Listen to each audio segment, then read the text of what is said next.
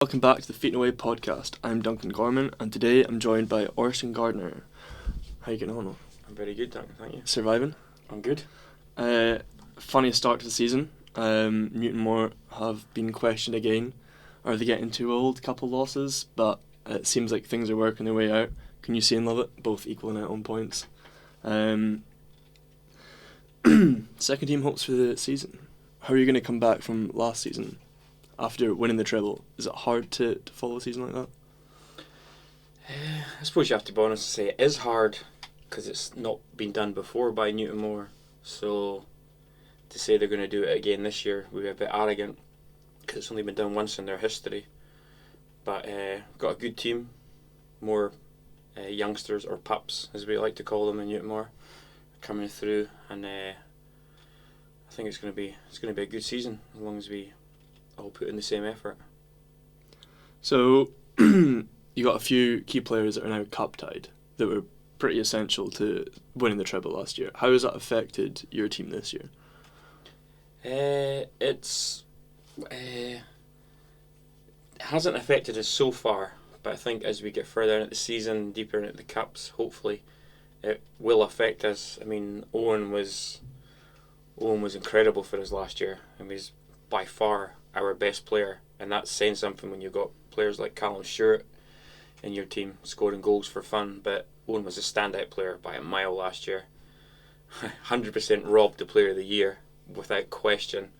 I don't know how a team wins a treble and your best player doesn't get player of the year is absolutely crazy to me, considering he didn't actually lose a single game last year.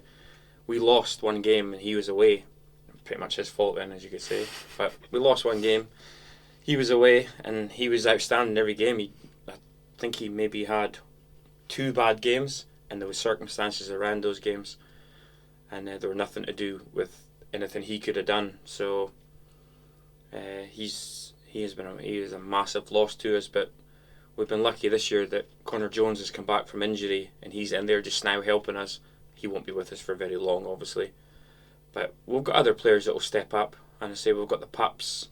I'm a massive big fan of Andrew Buchan. I think he could step into full centre and do a really good job for us as well. Definitely. Do you think there's a bit of a tendency where especially in our league, North Division 1, do you think there's a tendency where the player of the year always tends to be a forward? Oh yeah, I think in most sports, I think Van Dijk got the Premier League Player of the Year today, and he's the first defender to get it since John Terry like 12 years ago or something. So I think if you're getting goals, then that's what they, I don't know how they judge it and stuff, like the board. And so you basically, anyone can vote, and it doesn't matter if 5 players get nominated. If one of them gets 300 votes and others only get 1 vote each, you have to look at all their different merits and decide from that. So I know the boy that won it, he scored like 1 more goal than Lum, but I think Lum also didn't get a few of his goals as well. I think other players got the credit for them, but especially I think Callum Stewart as well really excelled in the cups, and it could be compared that maybe that's why he wasn't awarded it, because of his performance in the cups don't translate into getting the Player of the Season award for North Division 1. Yeah, but he was 1 goal behind the boy that won it, and then if you're looking at it, as I'm not bitter about it, but it's just the facts. If you look at the boy that won it, and he got one more goal, and he played us twice, and he scored against us once, and then also they finished 3rd in the league. So I mean, obviously they switched off the last few games because they couldn't win the league, but as I say, the facts are the facts. They finished 3rd in the league, got 1 more goal, and Owen was outstanding. Like, I think anyone that's seen him play Shinty last year would admit that he was outstanding. But at the end of the day, Owen's not bothered about it anyway. He got Newtonmore Player of the Year for the second team, so he was happy with that. So we're going to move on now. We're going to speak about how you first got involved in Shinty and how and when you moved to Newtonmore. So when did you first move to Newtonmore, and did it take you long to get involved in Shinty? So I think it was 86 or something. I moved to Newtonmore. I was 14, and I remember when we obviously my parents came to view a house in Newtonmore. We were big skiers, so that's the reason we moved up there, just for the skiing basically. And I did not want to move away from Edinburgh. I was super opposed to the move. And then I can remember it clearly in my head, coming up the A9, and then turned into Newtonmore. I'd only been there once before. I didn't even remember being there to see the house, to be honest. And I think they went for a house in Canusie, and they got outbid for it. So then they went for one in Newtonmore, and they got the one in Newtonmore. Thank goodness for that. I agree. So could have been a very different story. Yeah, but I remember coming over the Spey Bridge, and as we drove past, there was the Shinty pitch on the left, and my mum turned around and says, "Oh, you're going to play Shinty now," and I knew what Shinty was, and I said, "There's not a chance. No way. No, I don't want anything to do with that." And then so I didn't play Shinty for maybe even for a year or so. I didn't play, and then I think when I was about 16, I started to play. Then I only played out of boredom. There's nothing else to do. It's not like it is now, where you have loads of things to do, or you even have to make myself sound old, or you have PlayStations and whatever else people have now. There was nothing to do, so I got a club off someone, and then I just started hitting balls, and then I just continued to hit balls, and then I just practiced quite a lot, and then eventually I went to training, and then I remember going to the first training, and one of the senior players was going crazy because I was just doing pretty much what I do now. I was just running straight in, not caring, and they were like, "This is ridiculous, you can't block, you shouldn't be allowed here," and all that. So it's pretty much the same as now. So that was my first introduction. Some things never change, eh? No. So what was it like coming into an environment where these players and managers have all grown up together? You're coming in at a younger age where that could be difficult. Was it hard to sort of mingle in when all these guys have been playing all their lives and you're the new guy? Yeah, I think it was. I think it wasn't too bad because you went to school with them. So I went to school with Tonks, Fraser Coyle, and that. So that you were mates anyway, and they were obviously everyone's in the team. It's not like it is now, where maybe some of the people you went to school with, hardly any of them's in the team. Back then, because it was juveniles, no one was moving away anywhere, so everyone was in the team. So anyone that was of your age was in the team, so it was easy. It's maybe a bit more difficult. The senior boys and stuff, they just seen you as a pest, really. You're just at training, and you're not very good, and they're trying to do stuff, and you're mishitting balls and stuff, and maybe if there's a bit more inconvenience for them, but no, it never really felt weird. I got questioned by a couple of players why I wasn't there. I did, and that was quite funny. Do you know what I mean? By two young upstarts who were I must have been 3 years younger than me, and they were like, "What are you doing here? You should be playing Shinty and all that," and asking me questions. Cheek, eh? Mm-hmm. 10-year plan. Well, that was it. One of them's still playing now, and one of them's just retired. So we won't name drop. Yeah. So as you were saying, with some of the older folk, was there any role models that sort of stood out as people that didn't really care, or were there some people that sort of took you under your wing and actually tried to influence you? I know your second team manager, was it Rob? Right. Yeah. Well, obviously, Rob Ritchie. A big Rob, as probably with 99% of people that have grown at Newtonmore over the last 20 or 30 years. Big Rob gave me my first Shinty club, gave me my first Shinty ball, and then when I decided I was going to play Shinty, I decided that I wanted to be good at it, so I liked to practice. So I used to go down the hill and practice a wee bit, and then obviously the only other person that would be there would be Rob. So it was, you get talking to Rob, and then Rob tells you all the stories. There for a couple hours. Yeah, you are. He tells you all the old stories, and it just makes you hear, because they weren't successful when I started playing. So you'd hear about the stories about how they were successful, how when they won a Scottish and they came home with a Scottish, and all the crowds and all the good crack and everything, and it just made you think, Jesus, that would be my goal, to get to that sort of level. I just want to get in the juveniles. That was my only ever wish. I just wanted to get a game for the juveniles when I decided I was gonna, because I was saying all my mates were there, so it was like just to get in the juveniles was the thing for me. And did it take a while for you to then start Shinty and then maybe get your first start and play a bit more time? No, I think because I was 16, so my very first season in the juveniles, I guess numbers were probably short because they had good players, and I think I was maybe number 16, number 15. You have that token player that's just to make up the numbers, and that was me. I played maybe like 2 games. The first game, I just walked straight in a challenge, split my head open, which wasn't Still a happens shock. now. So no, straight into it. But then I was very lucky that the players in Newtonmore were really good, and so I didn't play, but I went to a McTavish juvenile final and I won a WJ Cameron medal against Kinusi, which was quite cool, and then played in the London Shield final as well. So that was my first. First experiences of Shinty was getting to finals and stuff. So I thought it was the norm. Like, I didn't realise what was going on up above me at first and second team level. You moved from far away. What was it like adjusting to this sort of rivalry between Newtonmore and Kinusi? Was that something you picked up quickly, or were you a bit sort of, right, what's going on here? Yeah, no, I think I picked up on it at the juveniles because Kinusi at the time, their juvenile team was good. Obviously, their first team was winning everything, and their second team was like unbeaten for. I think that was probably their third season where they were unbeaten in a row. So you were walking in like that, and they were just blitzing teams. And then I remember going down to watch first team games, and they were wiping the floor with the first team and stuff. And you build up, any team that beats you, you build up a little bit of, I call it sport and hatred, to be nice. And you build that up, and then you see their fans, and they're giving it blah blah blah and all that, and you're like, well. So you start to build up that hatred more and more, sport and hatred. And then we played them in the juveniles, and you go to school with them as well, with them.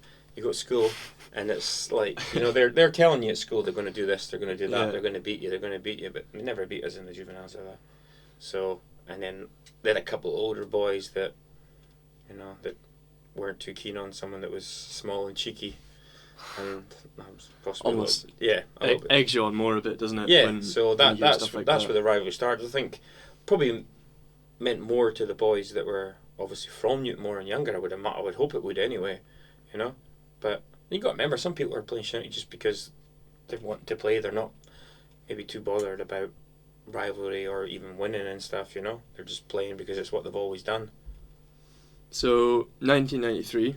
Mm-hmm. A good year for you, even if you weren't playing too much. Mm-hmm.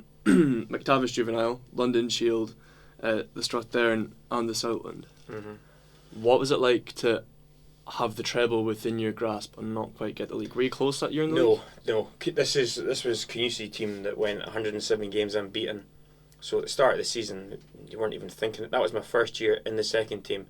And actually, it was quite strange because there was better players in the juveniles than me, a lot better players, but they were maybe just a little bit smaller and not ready for that. And I was training quite a lot, so I got in the second team. My first game was up front with Tarzan, which was just crazy. I think he came out of retirement for the 8th time. What was it like playing alongside the likes of Shinty legend like Tarzan? It's brilliant because you knew who he was, even though nothing to do with Shinty. You knew who he was because people were like, he's got 12 Scottish Cup medals, and you're like. 12 Scottish Cup medals, and you're just like, wow. So you're in awe of him, and it's just it was really good. But we started the season. I don't know how I remember it, but we won our first game, and then we lost our second game, and then we played Kinusi, and they beat us like 4-0 or something, and then we lost to Fort William and then Skye or something, and so the league was already gone, and there was no. And then we got a decent draw in the Surland. But we went down to play against a team called Appin. Appin. They don't even exist. It was like a little field. And we went down, they were beating us 2-0. And we managed to turn it around and win 3-2. And then we avoided Kinusi in the draw. And obviously we got to the finals against Kinusi. That was quite good. And then... Can imagine it would be. Yeah, well, I think it worked out that we got to the Surland Cup finals first. We played that at Inverary. I played pretty much every game and I actually got dropped for that game. Big Rob dropped me, so I wasn't too happy about that. Did you get on at all? Yeah, I think Travis pulled his hamstring or something, so I was on after 5 minutes. But the game got abandoned anyway because the pitch was it was such a rainstorm, it was a bog. So it got abandoned at 1-1. So this must have been them unbeaten in like 104 games or something.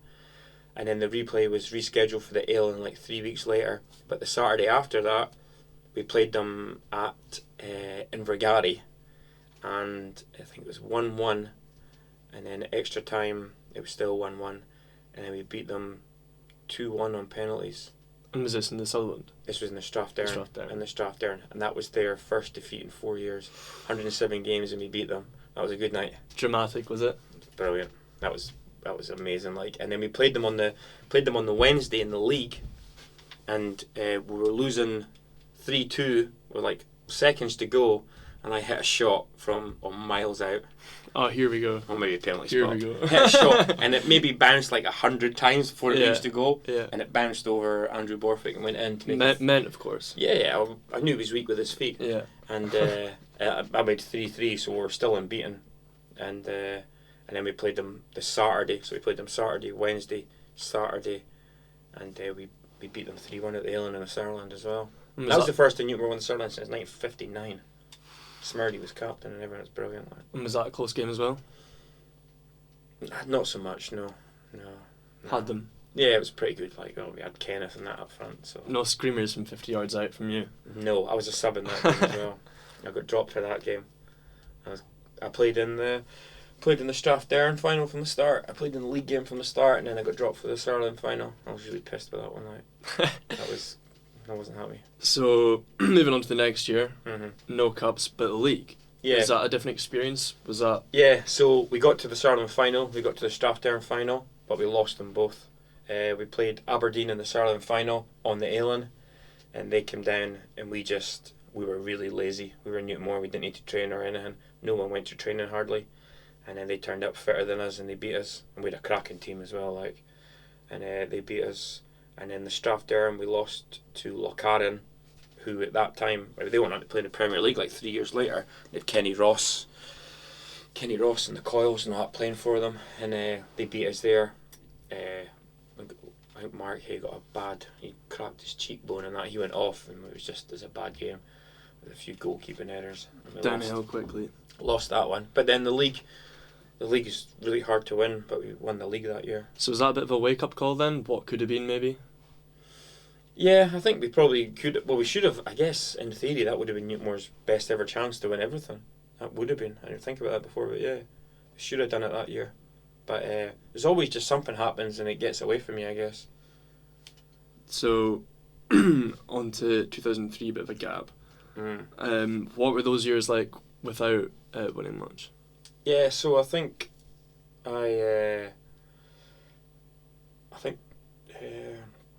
so 94 I think I played for the second team, and we didn't win anything. I don't know, I'm not sure, I can't really remember what happened. We didn't win anything, and then eventually the first year of the Premier League I got in the first team, and then I didn't play for the second team again for years and years. But and of course you were travelling for a lot of that, weren't you? After a while, yeah. So when I was 20, I think when I was maybe 20, 21 to 22, I moved away. I moved away from Newtonmore. It's just, there was nothing there for me. Like, I think I made decisions. I'm not saying I left because of Shinty or that, but there's a few things happened and I wasn't happy with, and I used to be really huffy. That's hard to believe. But I used to be really huffy. Not everyone that's huffy moves away to the south of England, but No. There's a few things I wasn't. You know, my Shinty was everything to me, and I was training hard and everything, and not everyone else was. And then they had this Aviemore Sixes thing they don't do anymore. It's inside in an ice rink, and it was on like wooden boards. Yeah. It was, and this was when I was established in the first team. I was playing centre forward for the first team, and I thought I was doing quite well. I was doing all right, like, and then came to the Sixes, and I didn't get selected for the Sixes. People that hadn't been training at all got selected before me, and I just said to the manager, I'm not playing. Like, so that just stuck with you. That ruined me almost. So how shortly after was it that you moved down south? Within a month. I played my last game against Caberfay on the Élan at Wing Centre. I remember it, and then I moved. That was on a Saturday, and I think I moved down on the Monday. Moved down there. So once you were down there, obviously after a while, you did get back involved with Shinty. Yeah, so I didn't play for a good few years, and then because I moved to Isle of Wight. I was there for maybe a year or two. Then I moved to London, and then I was in London, and I got a good job and everything, so I was financially secure, and I just kind of keeping in touch back home, and I just kind of decided I wanted to play Shinty again. Decided I was going to play again, and then started to train, and I came back up, and I think my first game was in Glasgow. Both teams were playing in Glasgow, so I played for the second team, and then I played for the first team straight after, actually. And I just got back into it, and I was just travelling every weekend for it, which wasn't a big deal for me. I know people like blah blah, but not really. It's just a logistic thing, you know. So how easy was it for you to become re-involved with Shinty? Was Easy. And was it something that you'd been thinking about for a while, or was it quite impulsive? No, I think I always missed it. I definitely always missed it, and it was a massive part of my life from when I decided I was playing. From when I was, I'd say from when I was 15 to 21. I reckon I was down the Ailin maybe, I don't know, I wouldn't say every day, but I was down there most days. I would say over the whole of that period from being 16 to when I moved away 21, out of every year I'd maybe like 20 or 30 days out of the year I wouldn't go down the island and practice, which makes you wonder how poor I was. Someone practices that much and they're still that bad. But So, 2003 then, you've been flying back and forth for the first team for a good while. And then, how was it playing for the second team again? Were you sort of disheartened by that? no, it was fine. I played. When I started playing again, I knew I'd have to play for the second team for a while. I was quite confident I would get back in the first team, and then I had a really good season in 2003. I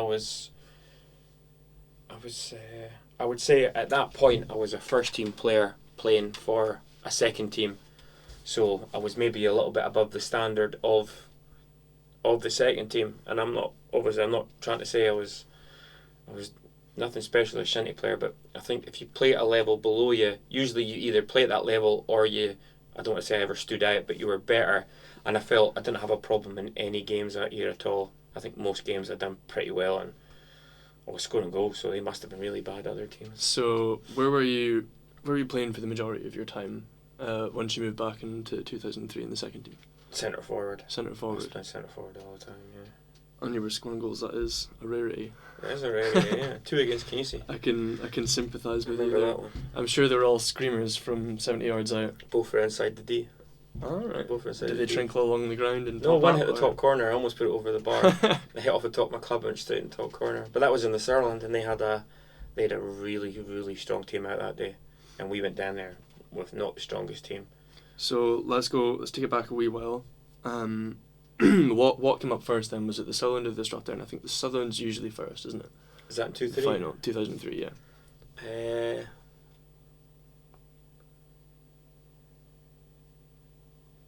I think it was the Surland first, actually. Sutherland. That was against Boleskine, I think. Boleskine in the final. So were they a team to be reckoned with back then? No? No, they did well to get there. I think they maybe, if you get to a final, you have to beat teams to get to it. I have no idea what their side of the draw was. We had a hard side of the draw. We beat Canisi, obviously, and then we beat Kamali, who were probably the best reserve team then. And so I don't know who was on the other side, but no, I went into that game, and you never overconfident because we got beat by Aberdeen before. But we had a really strong team. We had like Jambo full centre. We had David Chain half back. Do you know what I mean? So it was a super strong team. Like Guys that went on to dominate the Premiership for multiple years. Yeah, So- David scored a goal from his own half back. Just dropped and he just hit it and he just kept. Like most people hit a ball. If I was to try and hit a ball from the halfway line, never mind my own half, I would have to hit it as hard as I could, and I'd have to hit it high so it dropped down onto the goals. He just hit it and it just kept rising and rising until it hit the top corner. Like that's David for you. You know yourself. If it was anyone else, I'd be kind of surprised, but Yeah, I know. Scary boy, like. it's just not fair, really, is it? So moving on to the Strathdown, and you played for William in the final. Yep.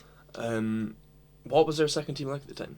They were alright, the usual physical and decent Shinty players and that. But I remember that game, because I was playing wing centre, and Wasted. And I was on my side, and one of the Fort William boys got the ball, and he was like 5 feet away from me, and it was one of these ones he wasn't hitting it, and the crowd. One person in the crowd, not the crowd, one person in the crowd screaming at me, get in, and I'm thinking, be sensible, you cannot get in there. So I kind of stood off him, and it felt like forever, and then I was like, okay, so I ran, and as I ran, he hit it, and I turned my head, not my back, and it hit me right in the ear, and that was it. I had to go off, my ear just went like that, whoom, and it just swelled right up. Just waiting for you. And that was it. That was my game. Like, we beat them quite comfortably. There was no dramas in that game at all. Like. That's what happens when you get played at wing centre, huh? No, it's horrific. Young man's won that. Okay, so 2003 you won the Strathern, and then 2004 you're back into the first team. Mm-hmm.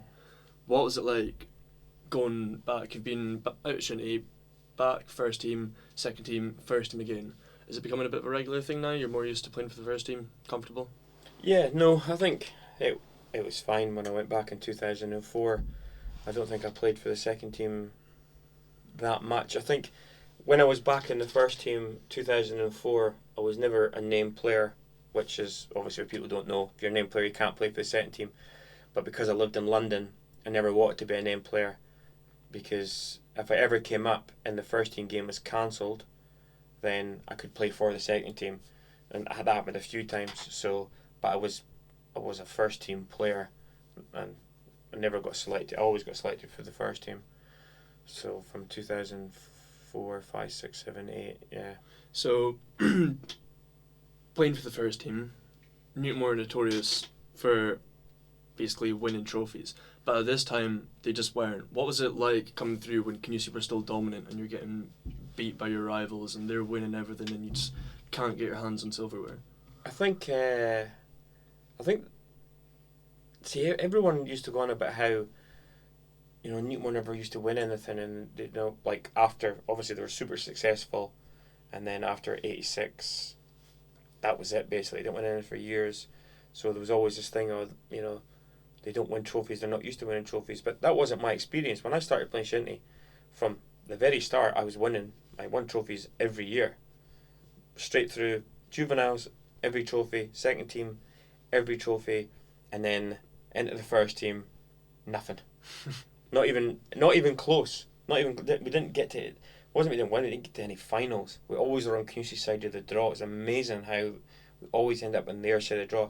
And back then it wasn't just Canusi. You had Oban Camnack who were excellent. You had Fort William who were also really good. 8 Camnack Cups in a row. Yeah, so these were decent teams, and we probably weren't that bad, but Canusi were just a mile ahead. Like, they wanted it. They had probably the best players and the best attitudes.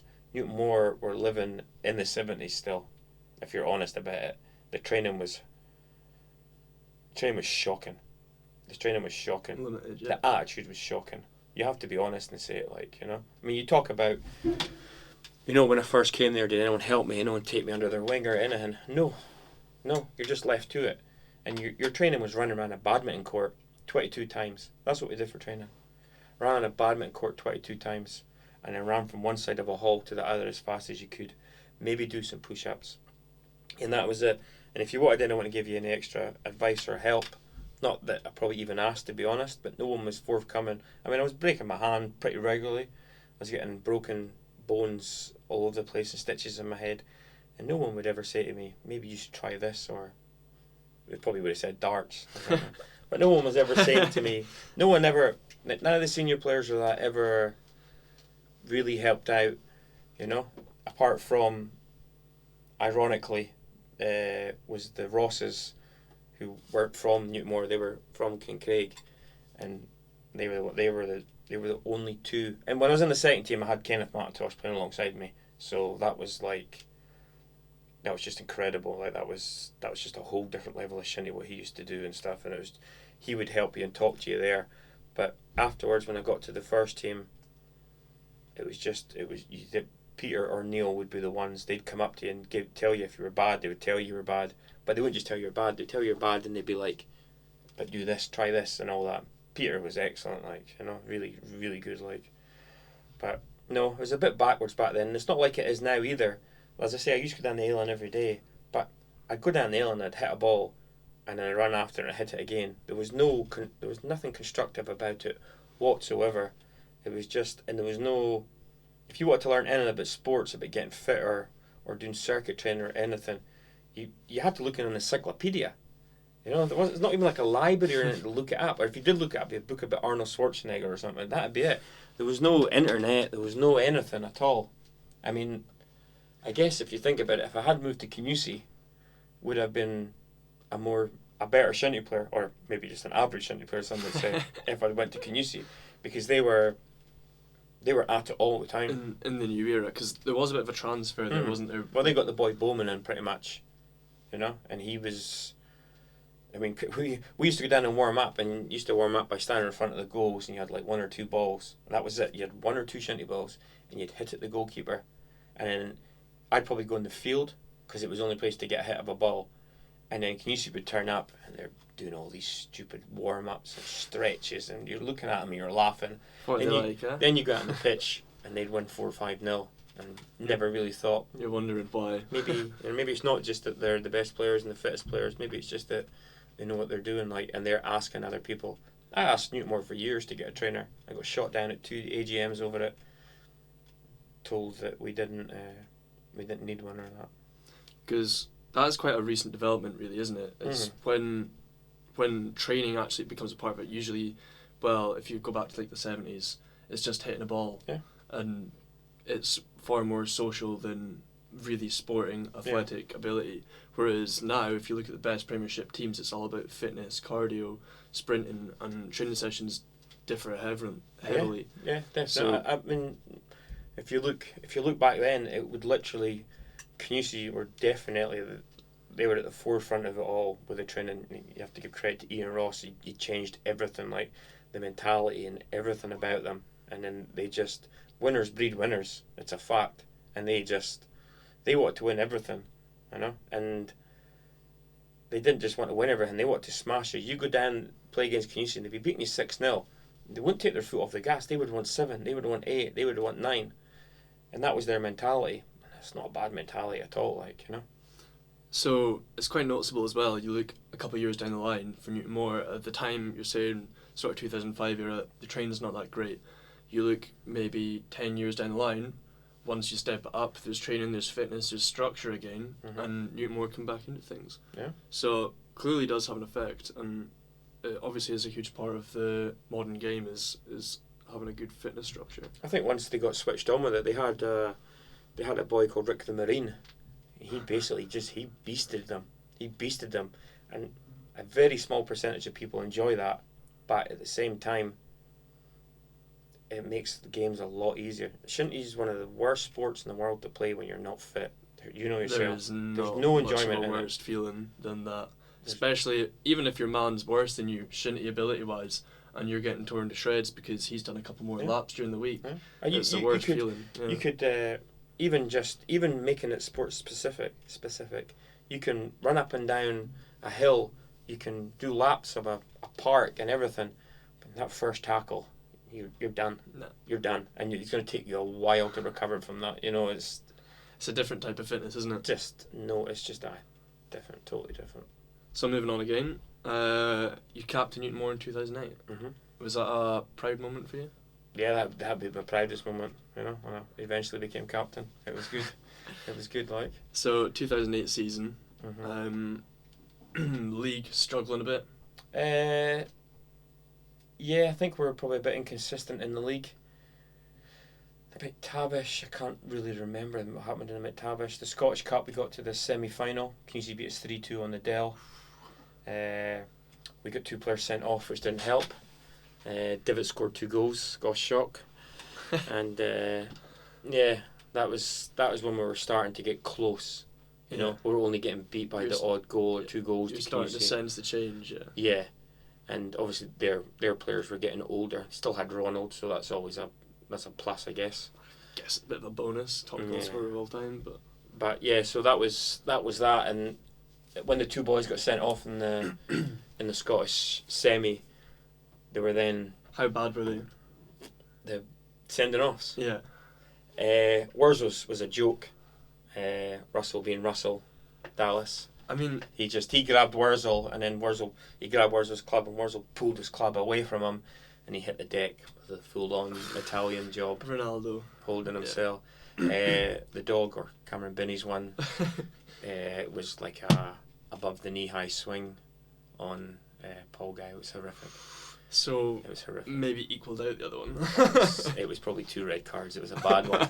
But the thing is, Glenn Mack got sent off the week before in the Macaulay semi-final. Sensing a bit of a pattern here. No, well, his one was a joke as well. He got a yellow card, and then the ball dropped, and he swung, and as he swung, the Fort William boy ran in, and he jumped in, and as he's jumped in, Glenn swung, and he sent him across the knees because the boy's in the air. Yeah. And the referee, Callum Grant, he sent him off.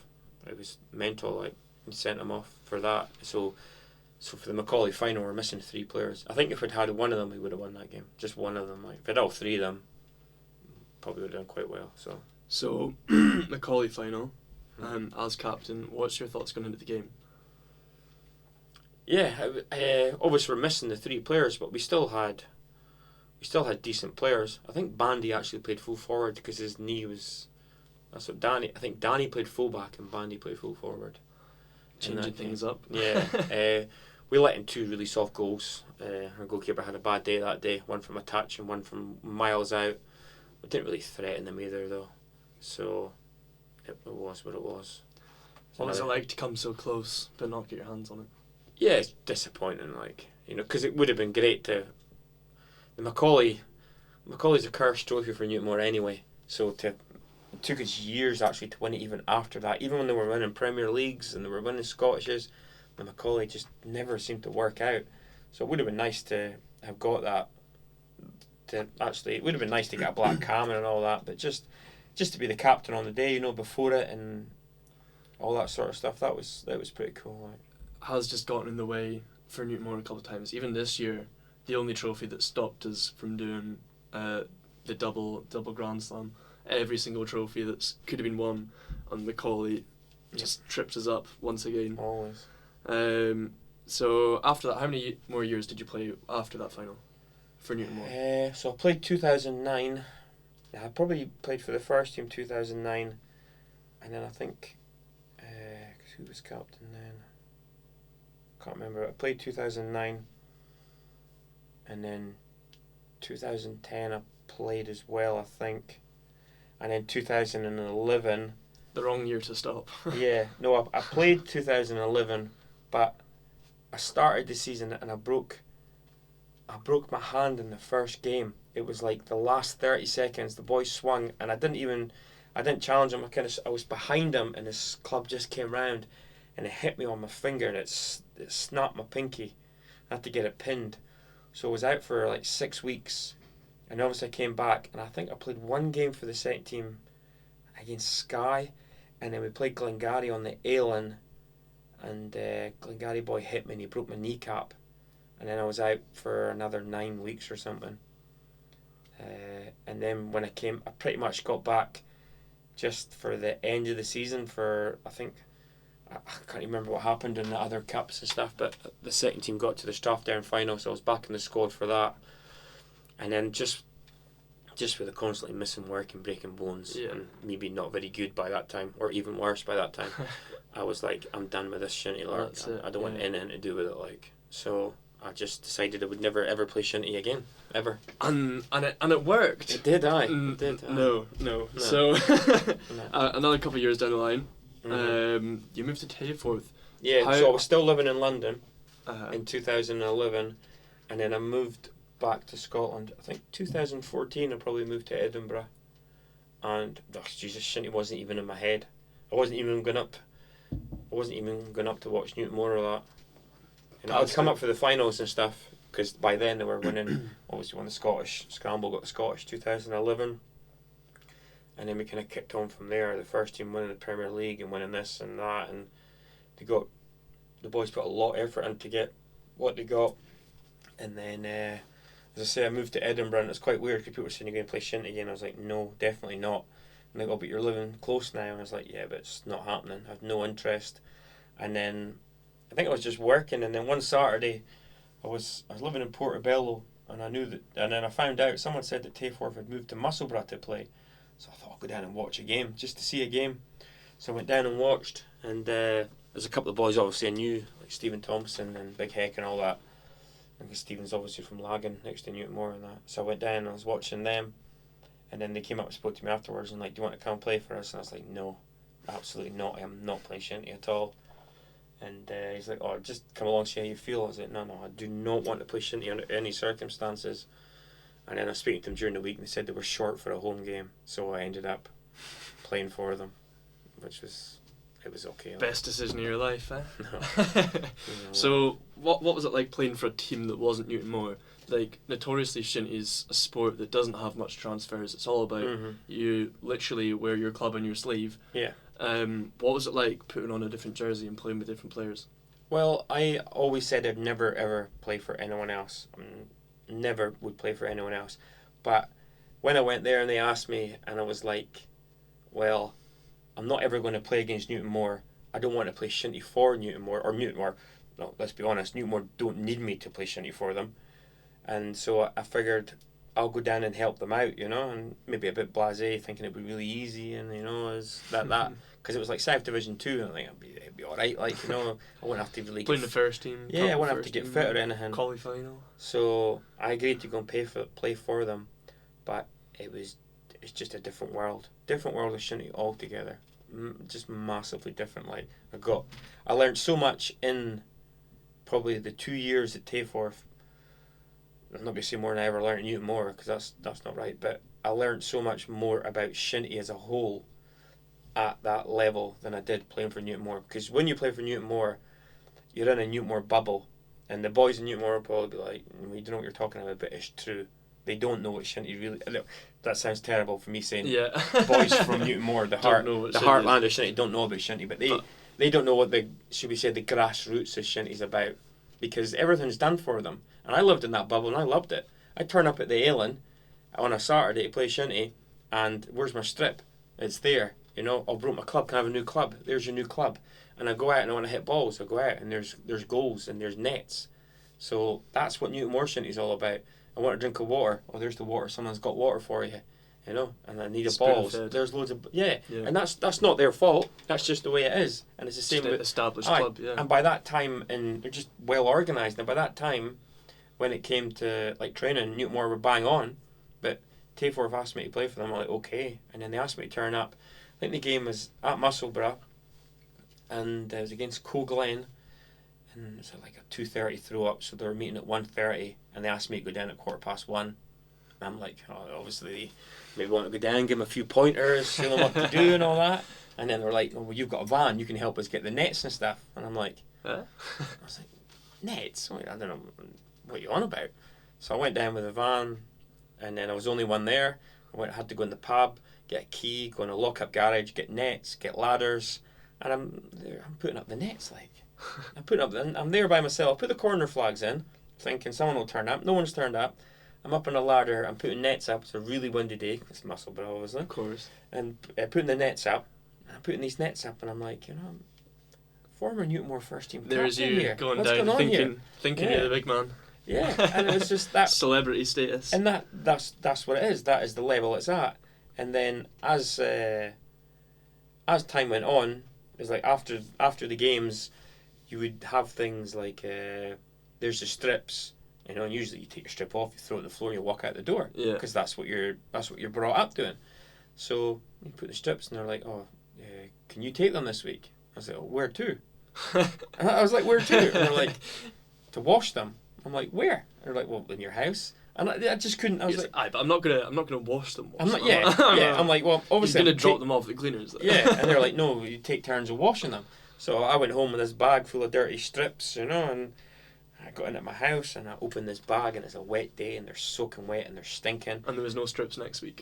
And as I opened up the bag and I take out the first strip, it's inside out. So I put my hands in someone else's sweaty top, pulled it inside out, put it in, and then all the socks are all crumpled up. So I'm undoing the socks and there's dirt flying everywhere, and I was like, this can't be right. So that was a proper lesson, and I went the next week and I was like, look boys, you have to whoever's washed, it's unfair on the person that's washing them, leave them inside out. I've heard that a couple of times. And as you will know, that was one of the first rules in Newtonmore. Anyone that doesn't put their token right, they can take them home and wash all of them. So all the boys, to be fair, apart from the first team boys that dropped in and don't know the rules, like Mr. Connor Jones. That's it. Yeah. Name drop. Just walks in. So you know you're in trouble. Just walks in and throws his top wherever he wants, But I think that notorious. Yeah, he's definitely the notorious one. Everyone's on board with it now, but it's just a different. Tayforth was just a different thing, totally different animal. Bit of a culture shock. Yeah, I ended up driving the minibus for them away games as well and stuff, which I didn't mind. I didn't mind that at all, but it just gave me. It's almost a nice step down. In a way. It's just different, and it gives you. It, as I say, it takes you out Newtonmore bubble, but also, I think you can maybe arrogance not the right word, but you look at teams and you lower teams and you don't realise what the effort goes in from the. Tayforth never had a manager; it just had players, and the players would organise. It never had a single manager. So when you see the organisation it takes, and it's saying, you're going away to Kyle. It's all right. We need cars, strips, clubs, blah blah. But people have to organise this themselves. There's not other people doing it for you. If you don't do it yourself or as in a collective group, it doesn't work. Do you know what I mean? And it's amazing when you have people like Donald Clark and Tom P and Heck and all that were there for years and years, kept it going, and put all that effort in, and it's really, you got to take your hat off to these teams. It's gives you a whole new respect for other teams. You know what I mean? Another thing which you might notice as well. When you're playing for Newtonmore and you see a team name, you're like, oh, you might not say it, but you subconsciously think, oh, we'll beat them. If you play for a lower tier team and you're playing the likes of Colglen, South 2 teams, which obviously wouldn't compete in a North team, North 1, sorry, or even South 1, yeah. So how does it compare matching up with teams like that with Tayforth, and you're thinking, oh well, we should beat these guys, and then suddenly you've got a game in your hands and it's tight. Yeah, well, the first game that I went to, it was against Colglen, and I hadn't looked at Tayforth results or that, I wasn't really into looking at them. So they've asked me to come and help out. I'm like, cool. And then on the sidelines, I'm a sub, and 2-0 down within 10 minutes. And I'm like, how is this? I was like, Jesus, what's going on here? They're 2-0 down. And I was like... Not expecting it. No, I was expecting to go there and maybe just watch them win 4-5-0 or that. But this other team, they were giving everything, and the standard wasn't the best, but, geez, they were... Fighting. They were... So, and then it was 10 minutes in, and I was like, oh, do you want to come on? And I was like, well, no, not really. But, long story short, it came on, we won 5-2. Superstar, What can you say? Bet you didn't play at wing centre that day. No, up front. Full forward. Star striker, That's it. That's where the old lazy men go. So, you played there for a couple seasons? 2 seasons. 2 seasons. 2 seasons. And in your first season, you get promoted to South 1? No. First season, Inveraray won the league. It went to... first season, Inveraray won the league. Basically, the last game of the season was in Inveraray. So this is in 2015? Yeah, they needed a draw to win the... Tayforth needed a draw to win the league at Inveraray. Away, last game of the season. Inveraray top-loaded their team. Some first-team players going at first and etc. But whatever, Happens. Aye, well, Tayforth had Rory Fraser and some decent players as well. Like yourselves. Well, we went there and it was a good game, and it was, I think we were losing 1-0, and then we got a penalty in the last minute to win the league. So it was a nervy one. Did you take it? I did, aye. Where did it go? It went in the bottom corner, obviously. No of course where you wanted it, yeah. Yeah, so that was enough to win the league. But then, fair play to them, straight from the throw-up, they won the throw-up, it dropped. Gary McPherson ran wide and hit a backhand rocket right in the top corner, and they won the league 2-1. But it was what it was.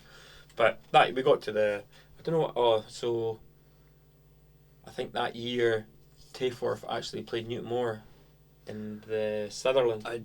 They did. I remember I was playing. Yeah, they beat Newtonmore in the Starland. Oh no, sorry. They beat Newtonmore in the Sunderland. Aye. No, so not quite. That was So Tayforth were going well by then. You know, Uh-huh. they got the students in like Ewan and that's Quite a few boys from Edinburgh University that yeah, started keeping the club going. they came in and they kind of took over, and they like the fresh blood from them was, you know, that. Who are now fully devoted, really. Yeah, they really kicked the team on. So they're unlucky in the league, and I think Newtonmore beat them 11-1 or something. Was it? I Yeah. remember Tayforth did score first. John McKenzie was in goals for us. And I think we gave away a penalty in the first minute or something like that, and Tayforth scored, and of course you're sitting there thinking, yeah. Well, this is how it's meant to go. I didn't play in that game because, I wouldn't play against Newtonmore, so Yeah. I didn't play in that game, and then so they lost that one.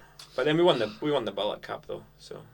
Yeah, so that's quite a big achievement for Tayforth as well, especially considering their past. Yeah. Not much structure, no manager. What was it like to win a trophy at such a lower level where it's not really expected of you? Really good.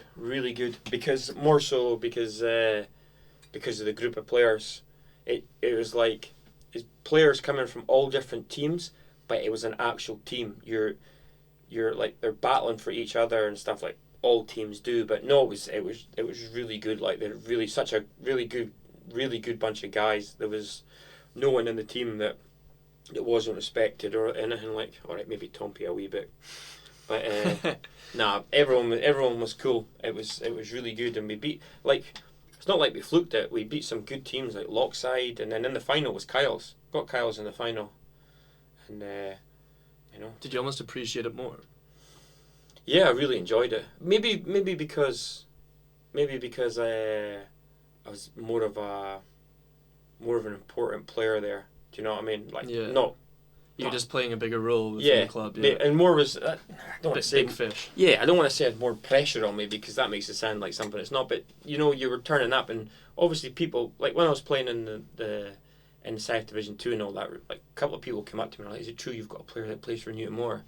And I was like, "Yeah." And I'd always point at Ewan or someone and say, "It's him." Yeah. I'd never say me, Yeah. and stuff like that. And that's just because of where you come from. Doesn't mean to say you're good on No, any. not It's at just all. because just because of who the club are. But no, it was good. It's good to have that responsibility, you know. And obviously, you're playing against teams like Kyle's and Lockside, and they know who you are as well. So I don't want to say they target you, but you know they're putting their better player on you, and obviously they're hitting you a bit more as well. But that's part of the course. game. Like, yeah.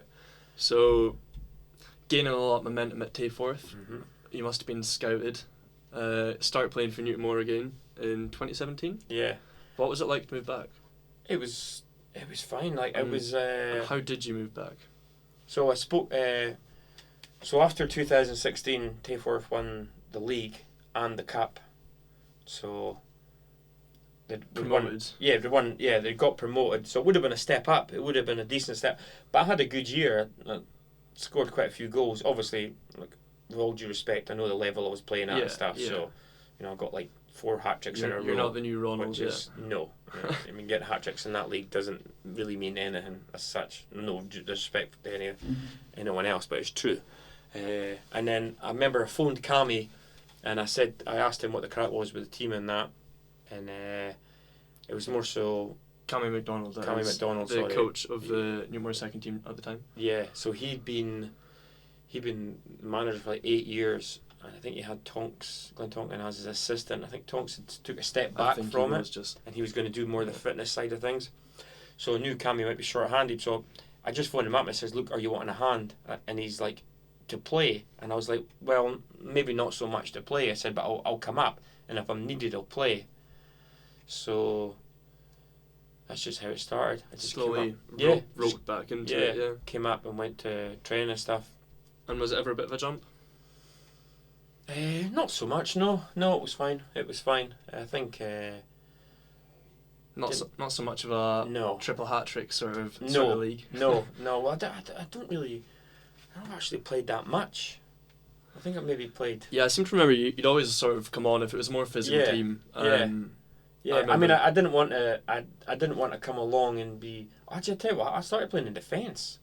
You did. I remember. I don't know how that happened. We played Glenurquhart away, and you took about 10 volleys in a row, Yeah. all of which went straight out the park. Every single one. Every single one. Every single one, yeah. And then you got smacked in the head 2 seconds later and almost got sent off. So it was it was a good day. Yeah, that's what defenders do, though. Defenders are allowed to do anything. Uh-huh. But no, that's what happened. So I went back there and I was like, I don't want to take any pups places or anything. And then I think we were quite short in defence and never played defence in my life, but I went back there and for some reason it seemed to be a natural position for me. It was good, like I didn't make a fool of myself at any point. And 2 then, months. Yeah, exactly. So it was good, and I think that was another one we got, like we should have possibly won. We got beat by Canusi in the Strath there and Canusi in the Sutherland semi. In the semi, although the semi We're 2-0 up. We were 2-0 up at half time. But that came down to that came down to one thing and one thing only. That was they were here. They were good. They had their first team youngsters, but people were moaning, saying, "Oh, Canusi are putting their first team players in and playing their youngsters," but they were 17 years old. All they were of them juveniles at the game, yeah. They were juveniles. They're just if you're skilled, yeah. If you're getting beat by juveniles and you're complaining, then you know you've got a problem. Yeah. So I didn't have any issue with that whatsoever. But they beat us, and we were 2-0 up, and their keeper had a lot of good saves, and then, Jesus, their fitness was just better. Yeah. Their fitness just took over in the second. Yeah, they just took over. A couple of goals up in the second half, the heads went down. Yep. We didn't really have much up front until suddenly we got a couple of goals back because I think it was 6-2 at one point. Yeah. And thank goodness thank goodness I say, but we got a couple of goals back to make it look slightly less embarrassing. 6-4 or something. 6-4 it finished, yeah. So after that semi-final, we're going into the Strathdown final at the Ailin against Canusi. I don't think you played that. I didn't play that one. No, I didn't need to. There was enough young boys about, and I said to Cammy, "What's the point? There's no point whatsoever." And we were getting beat. I think we were getting beat 1-0, and then we had a really good chance to make it 1. Or they were getting beat 2-0. We got back 2-1, and then we had a great chance to get an equaliser. We missed it, and then they scored, and then that was pretty much that.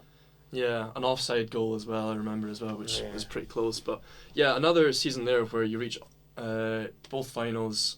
We did secure the semis in the South. Oh, sorry, yeah, of course. Trying to wangle another final in there somewhere for you. North Division 1. What was it like winning it as a more mature player who's sort of playing maybe a different role? Yeah, it was cool. Like it's good to just be able to come on and speak to the pups and and help them out and watch them do well and watch them develop. And no, it was good. Like, 'cause it wasn't really about winning any more medals or that. I wasn't too bothered about that sort of stuff. So end of the 2017 season. I'm pretty sure at this point you've sort of said, right, I'm done with playing. I can't be arsed. How did you approach? Did you actively try and seek out the managerial position for the Newtonmore second team, or was this something that? No, Cammy decided that he'd had a long enough time doing it, 10 years, which is amazing. He said he was stepping down. He didn't mention me or anything about it, and I was like, well, if he's done, I'll be done as well. Maybe just take a total step back. And then I made inquiries because I wanted to know what was happening. And I asked, and I was told that they had plans in place, a manager and plans in place. And I was like, all right, that's cool. I was like, I said I would do it. If no one else will do it, I'll do it. And they were like, we have someone. I was like, no dramas. Yeah. It was no problem. And I spoke to someone else, and they're like, if you want to do it, put your name forward. And I was like, I haven't said I want to do it. And long story short, I'm at an AGM, and I've been voted in as manager. So was there a bit of a jump? Were you ever scared at points when you were going into this managerial role, like stepping up from the player? Did you ever worry whether you'd be able to step up and fill the shoes? Yeah, well, I mean, yes and no. Obviously, I'd never done management before. I thought I would do. I mean, all I'd done was I set myself. I didn't set any targets of winning this or winning that. You should do that every year. Yeah. No, I didn't. I didn't set myself. I had personal targets, and I had things that I wanted to achieve. What sort of things were they? To never ever lose to Canusi. That's the first one. Never lose to them. Not over. You can't. No, wouldn't prioritise that over winning trophies so much, but not to lose to them for sure. To try and get all the pups as much game time as possible, where it is possible. It's easy. See, people don't understand. It's easy to stand on the sidelines and to look at the Newtonmore second team, and some weeks you'll look and you'll think, oh look, like just now our team, we've got like regularly from the start we're playing 6 boys that are 15, 16, 15, and we've got 2 more that are 17, and you look at, oh that's great, playing all these boys, but we've got older boys coming back and they will probably start to get games like, oh now they're playing older players, but you can't play the pups in some games. It's a fact. Yeah, you can see what you want. Oh, you have to learn. And then I don't care who I disrespect. I'm not putting my pups down to play against teams like Glengarry. You know, I'm not doing it down there. They're just not physically able. Some of them. They're not. And you seen that on Saturdays. 1 or 2 boys aren't physically able. Against Glenorchy was a great example. Glenorchy, they done really well against us. I thought they played really well. Very physical team. Very physical, and you could see some of our pups just not up to that level. And that's not their fault. And that's not Glenorchy being horrible or nasty, trying to hurt anyone. That's just the way they play. You know, Shinty's almost like a non-contact sport nowadays. But you can't put some of these pups in that position where they're playing against grown men. It's not fair on them. Playing that old-fashioned way. Which, I mean, I never, ever play myself before any able pup. I would never play that. But there's been games where I've played instead of a pup because I know they just physically can't do it. And it's unfair on them. It was like last year's Sutherland final. I had pups on the bench and I put myself on, and that looks like it's an ego thing in that. But the way the game went, I couldn't risk putting one of them on, them making a mistake, Canusi score and us losing, and then that's stuck with them. If I go and I make a mistake and Canusi score, then I'm here. It's just me. I'm useless. It makes no difference. Like, oh, get enough abuse anyway. Yeah, so it doesn't make any difference to me. Yeah. Do you know what I mean? So it's really unfair in a pup. Definitely. So, what are you, by the way? First treble for Newtonmore ever. Mm-hmm. Is it a different form of satisfaction to, obviously you've won all those trophies as a player? Mm-hmm. Is that a different form of satisfaction? Winning them all, obviously in 1 year is different level, but was it a different type of satisfaction? Yeah, totally different because it's just you've kind of got an overview of everything, and it's more satisfying from the point of view of that you have players playing for you that are youngsters and you're helping them win trophies, not because they're actually anything I'm doing, but you're selecting them and they're doing well for you and you're seeing them coming up. Like, great example is someone like Sorley, who didn't play much second team Shinty, or didn't play any second team Shinty. Yeah, Sorley Thompson. Yeah, he didn't play. 16, is it? Yeah, 16 he is now. He didn't. 15 last year. So he's 15 last year. He hadn't played any second team Shinty at all, and that's not Cammy's fault. He's tiny. He's tiny now. He's 16. He's very small. You know, he's like a mouse. Do you know what I mean? But you could see him. He played game after game. He played every game last year apart from one, and that's because he was injured. You could see the improvement in him just from getting games and games, and you know, that's not me doing anything special. That's just him getting games. You see him develop. You see the boys like Bucky develop and stuff. Especially from the start of the season. If you look at the beginning of the season last year, Sorley was just tiny, small, and you could tell the difference. He was used to juvenile Shinty, and he wasn't used to playing with men. Mm-hmm. You fast forward to the 2 finals, Strathdown and the Southland, and he held his own. He played his role. Yeah. He did his job, and he took it out well, and that's just from being played, I guess. Yeah, and now he's developed so much more now in that I look at him, and when I play him, if I'm struggling in midfield, I'll be like, you're wing centre. And he's a 16-year-old boy, and he'll be okay, and you'll go play wing centre, and you do a great job for you.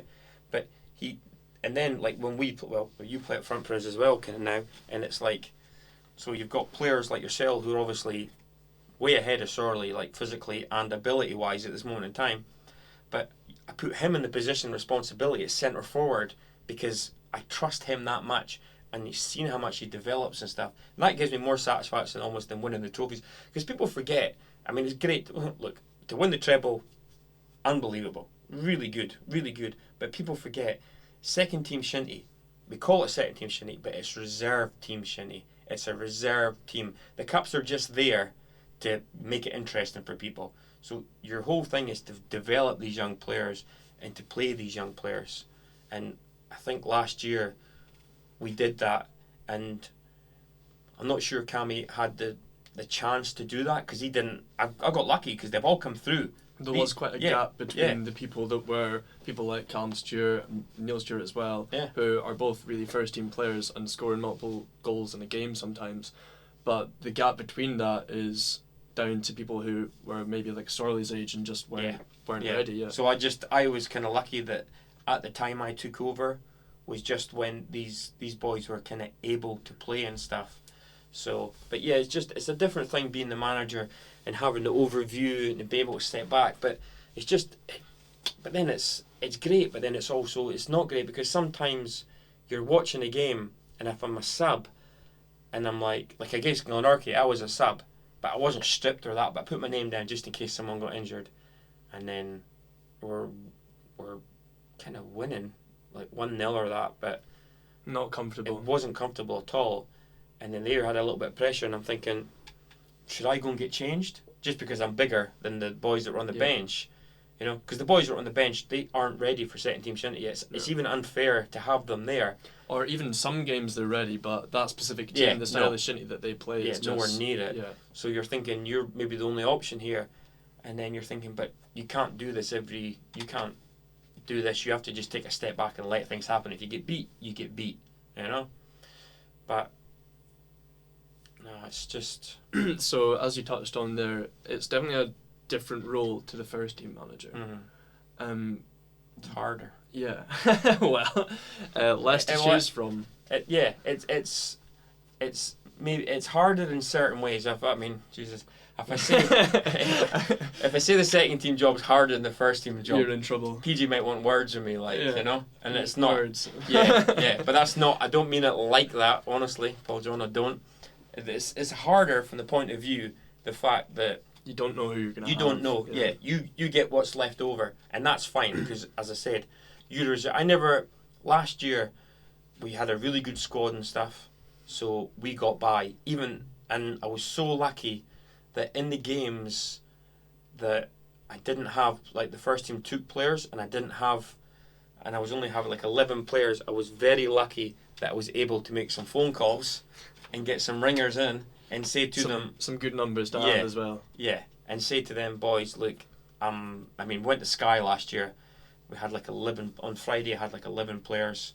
I asked Tar, I asked... Chris Seller, I asked Danny McRae, and I asked Raver, David Fraser. I asked them if they would come up to Sky, like... Who are all... basically first team players or have been some at extreme levels.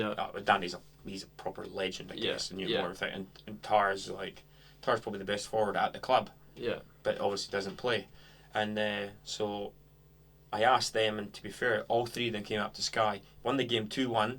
Raver scored and Danny scored, and we won that game. Now it's probably the two hardest games last year were both the Sky games, and that game up there, I know we won the league by like 7 or 8 points. But if you look back, there was nothing between us and Glengarry because we'd lost a game and we'd beaten them, so we're level. So if we'd lost that game as well, that gives them momentum. And then when they come to play to the Aylan, they maybe beat us and then they win the league. So that was massive. So that was a big thing, being able to get a hold of them boys. But no, I'd say that the second team job's harder from that point of view. Obviously, the first team job has its you've got proper men there, everyone with personalities. I think it takes something else to go in with that. All of them boys have got 15 of them, 16 of them with strong personalities. A lot more pressure as well, and a lot of opinions.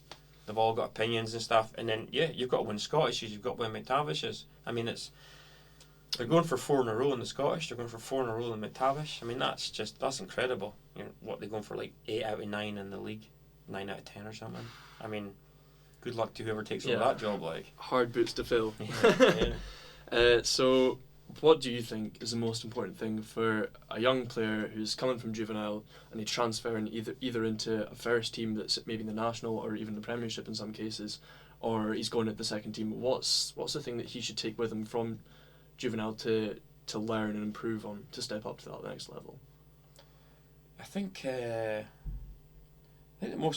most important thing is his attitude, isn't it? His attitude towards everything. There's a massive gulf I've been the last 2 Saturdays after our game to watch Canusi love it at the Dell. One game was really good and one wasn't so good. But I've been to watch those games, and the level's just incredible. Just the level of senior shinty, like the hitting and the stopping. You can say it as much as you want about Canusi. You can hate them as much as you want, but they've brought on young players who have stepped up to that level really quickly. The last couple of years they have, because they've learned from their mistakes of when they done themselves over, where they were continually playing boys that had won 12, 13 Scottishes, and they're playing them ahead of young boys. But they've learnt from that in the last 2 years. All that boys that come through the second team, like 2 years ago, that second team to beat us to win, or not to win, they haven't won the Stirling. They've been to like 3 finals and lost them in a row. But no, but they played all young boys in it. Now they're all in their first team, and they're doing really, and they are doing really well. You've got to give credit where it's due. They're doing really well in the Premier League, and they've probably got a really good chance of winning a trophy this year as well, because they've brought them through, and that has to be the future for them. But I think going back to your question, I think it's all about attitude, and you have to learn that the step up when you're playing in the Premier League, or that if you miss a ball, you're likely not going to get it back in the air. No one in the Premier League. There's no mistakes. No one misses a ball in the Premier League. No one misses a touch. So when there's a touch taken, it's going a big distance and stuff. So I think the biggest thing is attitude. You've got to have the attitude. You got to have the attitude to train, and you've got to have the attitude to learn. You have to learn. You have to learn from your senior players what they're doing as an example. As long as they're, obviously some senior players you don't want to learn their example, but I think attitude's the biggest thing. Like, so moving on, where does your career go from here? I guess with the first team job. I think with the second team this year, and hopefully have a successful season. If we can go far in the cups, that would be really good. And the league's going to be really difficult to win, just because we're short squad wise, like everyone is. We don't really have any sort of depth. Well, we've got players coming back now that are more senior players and stuff, but boys are going to get injured. And there's a boy hamstring on Saturday, so I'll probably lose you. I'll lose Ziggy at some point, and then it'll pretty much be the pups. But I don't have any problem with that at all. Just, I think, to do well this year, see how we go. If we can win something, fantastic. If not, we just develop the young boys. We just keep playing them, and then see what happens next year. I don't plan too far ahead. Play it as it comes. Yeah. I don't. I know. Well, I haven't been told, but I've heard that next year there's a new first team manager. So I don't know who that's going to be. Are they going to come in there and want to change everything around? Do they want to change training? Yeah. Maybe they want to change the second team manager. Maybe I'll have to go back to Take 4. Live in the moment. Yeah. Do you ever see yourself coaching or playing for someone else? No, not now. No. So, last couple of questions to finish up. Mm-hmm. Short and snappy. Hardest opponent you've ever faced? Duncan Rogers. Easily. And is there a game specifically where you were playing each other? Every game. His backhand was fantastic. His forehand was fantastic. He never missed a ball in the air. It just always gave me problems. James Hutchison at Kingsley as well. He's an outstanding shinty player in my opinion. But probably Duncan Rogers. Yeah, he was just gave me terrible problems. I could never get. I would try and think I'd just hit the ball first. As soon as I get it, don't try and just hit it first, and he'd stop it and hit it away all the time. Like really, really soul destroying. Quite a versatile player as well. Wasn't he? Yeah. He was really clean hitter of a ball, big, strong, physical boy. And then I'd watch Divock go on him, and he wouldn't get a touch, and I'd be like, it must just be me. But no, he was superb. Like. So, who was your favourite player to play with? Kenneth McIntosh. By a distance. And why was that? Just incredible shinty player. Just he would do that thing where he would just get the ball, and when he got the ball, he'd do whatever he wanted. Didn't matter if he was against someone younger and fitter or someone bigger and stronger. He would just stop the ball, and he would move it on, or he'd hit it in the back of the net. It's just it was incredible. I mean, the only other one was my top three would be 2 Chains and him. But I thought Brian Chain was incredible Shinty player. You know, wasted talent probably though. You know, but it is what it is. And then obviously David Chain. He was the same as Kenneth. It was like the Matrix type stuff when he got it. He just slowed it down. He's like a bit. He could do stuff that no other player could do, and there's probably a lack of that in Shinty now. You know, players that can actually do something no one else can do, and it's just. I still remember one game. I think it was against Lovett at the Ailen, and I was still quite young at the time. I think it was 17 or 18 or something like that, and David was just coming back to help us out for a couple of years, and obviously he just came naturally back, and it just was not fair watching him. Remember, he took the ball in the air, and I was at the back post. I was like, oh, if I get it, I get it. Yeah. And he took it over the boy's head, touched it, volleyed it straight in the top corner, and just sauntered away. Like, that was when I was first helping Cammy out, and he just come back, and I was standing there, and basically we were standing by the away changing rooms, just where he hit it from, and I turned around to Cammy, and I said to Cammy, I said, David's struggling today, yeah? Cammy turned around and he goes, he is. Next thing the ball just drops. He just said, hit his club over his head, volley, top corner. Saunters away. It was like that. You know, that's what he did. He didn't even celebrate. He just turned away. And was like, another day in the office. Yeah, he's like, well, you know what I mean. It's like, am I done helping you out? Yeah. And he's like, I kind of mishit that one. You know? But that's that ability, like, you know, it's incredible. So, slightly different to favourite player that you've played with. Favourite player of all time, no matter what team or whether you played with them? Oof. All time, that's a difficult one. It's tough. I'm not sure I'd be able to name anyone, to be honest.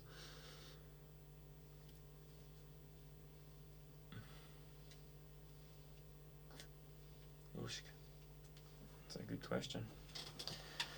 I used to. I don't know if I can actually say the words. I don't know if I can actually do it. Can you bring yourself to it? I used to really watching Ali Borthwick play Shinty. This is getting edited out. Yeah, can't leave this in. that was different level stuff. Like he was. I mean, obviously Ronald was decent and everything. Not bad. Yeah, he was decent. Doesn't live up to Orsten Gardner in South 2 scoring 3 hat-tricks in a row, but no, I think Ronald was. Well, as I said, Ronald was good, but Ali, he had that thing where he could do anything, and people were horrible to him.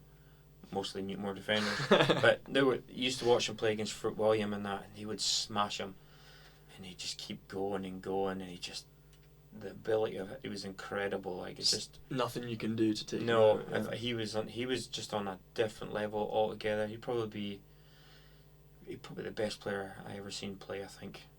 I would imagine so. So similar to that, we'll move swiftly on from praising the Canusi player. Biggest achievement of all time, whether it's managerial or as a player? Probably a treble. Really? Yeah. Oh, didn't see that one coming. Yeah, it'd have to be. It'd have to be like, treble. And I take a very, very small credit for that. And just the players. Is that the winning goal in the Solent, was it? Or? Well, that was part of it. Like I pulled a hamstring running up their sideline, but. Yeah. No, I think I was just trying to get away from you. I still haven't cleaned my ears out from all the abuse from the Canusi fans as you run up the side of the park. But that's the whole reason to do it. But that'd be the best achievement. Like, but more so because it's more the players and stuff. You got boys like Lam, it's just incredible. Incredible. Insane. I mean, the ability he's got is just. Scary. He'd be in any other first team. But there's not a single team in Shinty he could not play for first team Shinty. So he still could be, yeah. Yeah, well, he could play for Newtonmore. He'd come back and play for Newtonmore first team. He just still young. Aye, well, it's not. Some of it's up to him, So last question of the day: most memorable game and moment. I've been beating Canusi 2-1 on the Dale, scoring both goals. That would be 2 rockets, was it? Yeah, 2 rockets. 2 rockets from the goal line. So no, that would be it. Like they both go in. Yeah, but beat them 6-2 and got 2 goals down there as well. So that'd probably be. It's almost better when it's closer, though, isn't it? Yeah, it's less chance to make a mistake. Yeah. No, but that would be the most memorable game. The Surrey Cup final last year as well. That That was a memorable game for good reasons and bad reasons. We went in there pretty confident, only lost one game all season, and you're playing against your biggest rivals, Hit the post about 5 times. No, we hit the post 6 times in total. 6 4 times in the first half, and then their keeper had some worldies. So it should have been 8-0 at half time, and that's, people say should have, could have, but that's the facts. It should have been, and then I think we're 1-0 up, and the next thing you 1-0 know, up at half time. Yeah. you're getting beat 2-1. You're getting beat 2-1, and you've done nothing wrong. Every single time we played, can you see that season? Yeah. They were leading at some point during the game, And and we came back from that too. But then we have It's all about how you respond, though, isn't it? you give the ball to Lum. Just aim at him. That's what you do. You give the ball to Lum. But you got the equaliser, did you? I did not know. Lum got it, and you got That was the semi. The semi, the okay. Strathdown, and I That's scored a diddler that beat the keeper at the post because he thought it was going. Well, that was wide. another memorable game because We came back from. we were 2-0 down in that 2-0, game, yeah. and they were loving that on the sidelines, telling us that we weren't very good. And then obviously we won, and they Always wait till last whistle, eh? definitely. He who last. Right, so this has been the Feet and Away podcast. I've been joined here by Orsten Gardner. Thanks for coming, Orster, helping us out. Thank you for having me. You've been listening to us ramble for probably far too long now. So we'll catch you all soon. Cheers.